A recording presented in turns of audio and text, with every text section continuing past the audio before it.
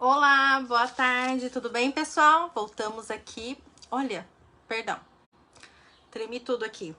Voltamos aqui para mais uma leitura. Hoje nós vamos ler sobre Gênesis 14.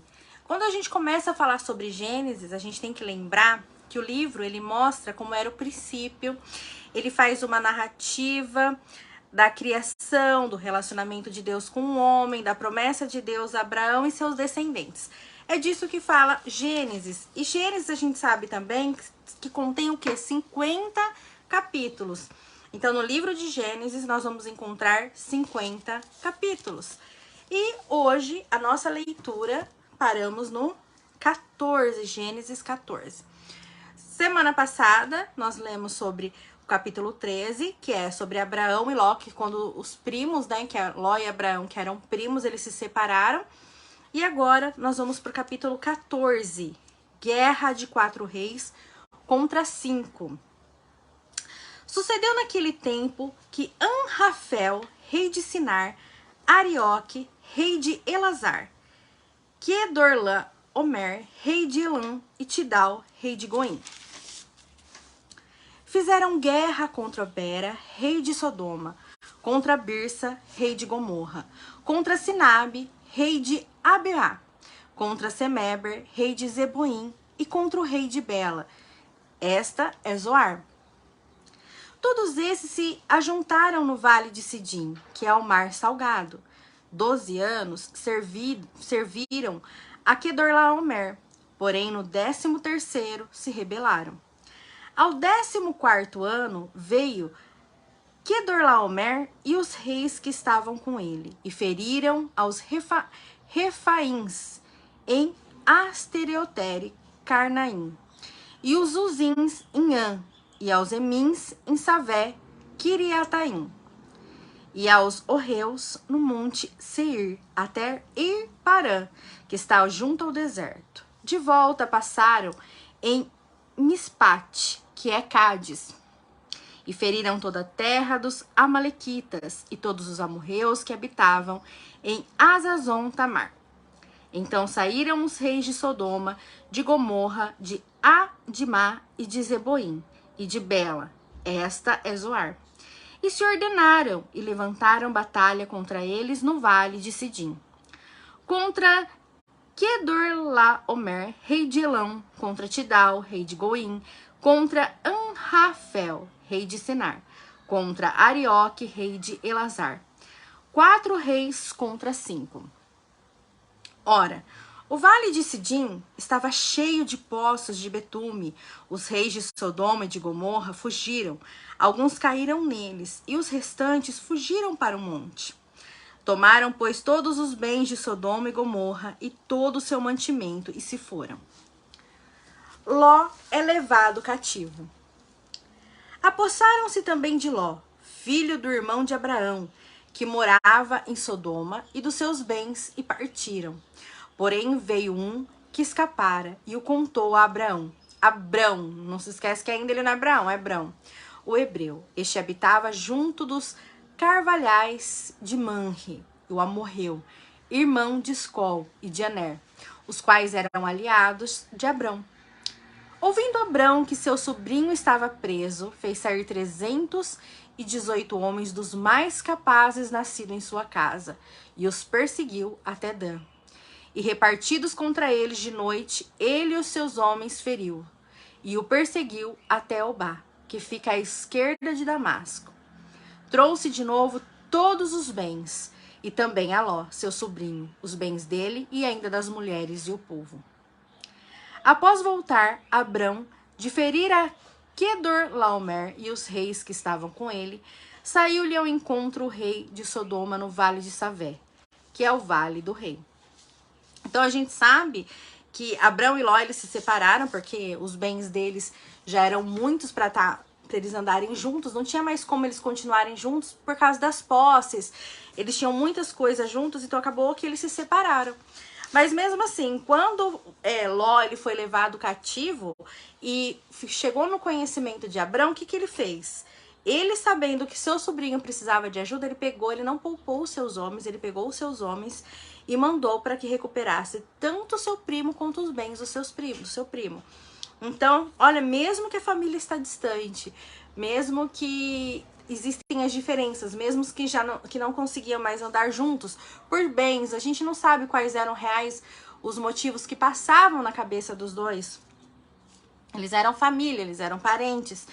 E o que Abrão fez? Abrão foi recuperar o seu sobrinho.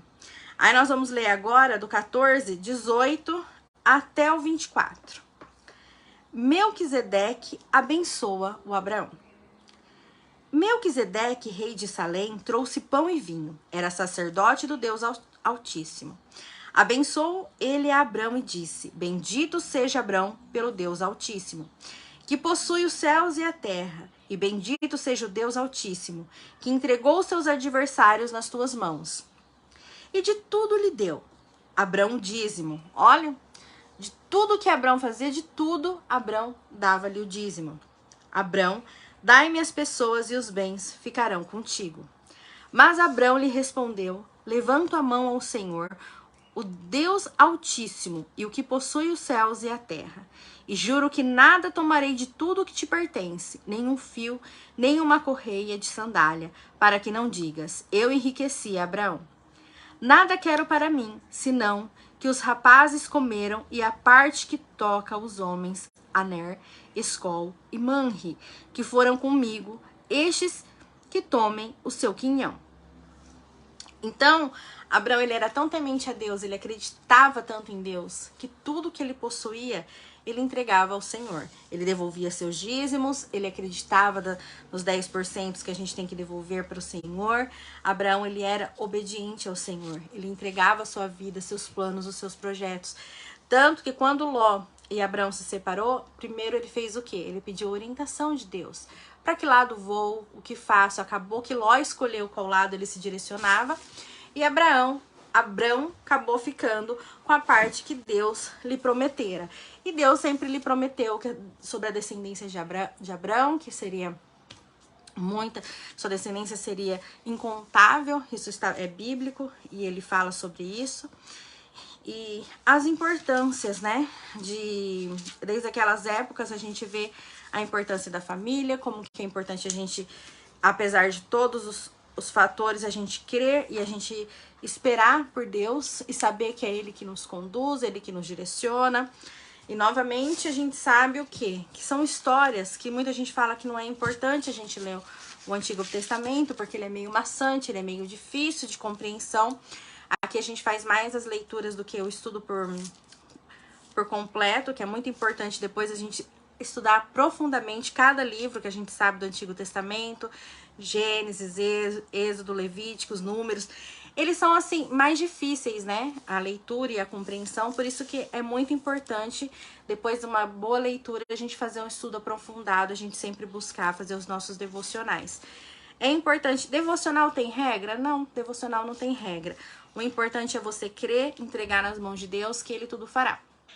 Então, se você confia, acredita no que está na Bíblia, qual é a melhor forma para a gente crer e confiar cada vez mais na Bíblia? É a gente buscar o conhecimento e crer, e com vontade, sem vontade e tudo mais, a gente pegar, ler a nossa Bíblia e crer no nosso Deus. E Ele vai nos abrindo a mente, vai fazendo a gente entender tudo que está escrito nos seus livros, vai nos orientar que caminho seguir, o que aquilo é ou não é importante para as nossas vidas. Espero que vocês gostem, esperem que vocês voltem aqui para a gente fazer a leitura de Gênesis 15.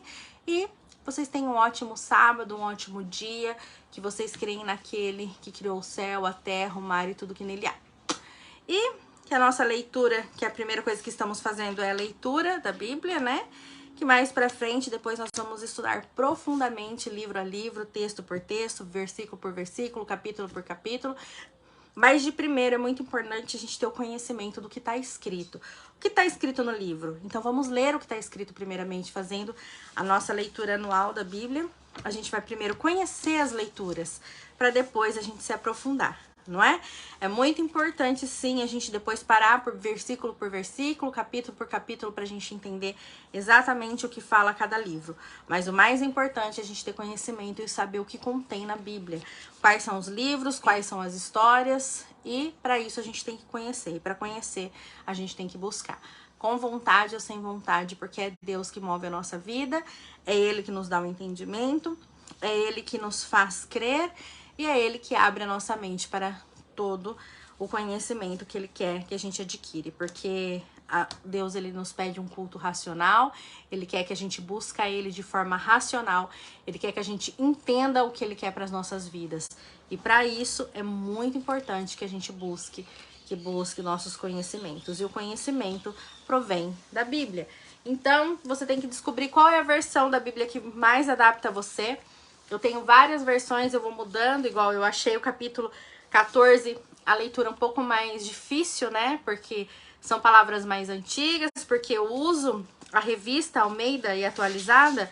Então, João Ferreira de Almeida, revista e atualizada, né? Então, tem outras versões, você tem que descobrir qual versão encaixa mais com você para que você possa buscar e entender cada vez mais. Tem a linguagem de hoje, tem várias versões, né? Eu normalmente uso Almeida, revista e atualizada. Era isso. Eu vim aqui rapidinho pra gente fazer, ó, Everaldo espirrando no fundo. Vim aqui só pra gente não perder o nosso costume de ler. Nem sempre a gente tá cheia de conhecimento, ou melhor, cheia de ânimo pra vir trazer vocês, mas o importante é que a gente não pode faltar, a gente não pode esquecer e a gente tem que buscar diariamente. Que vocês fiquem com Deus, que Deus os abençoe, os guarde e que a gente confie sempre que Ele tudo fará. Até o próximo vídeo. Tchau!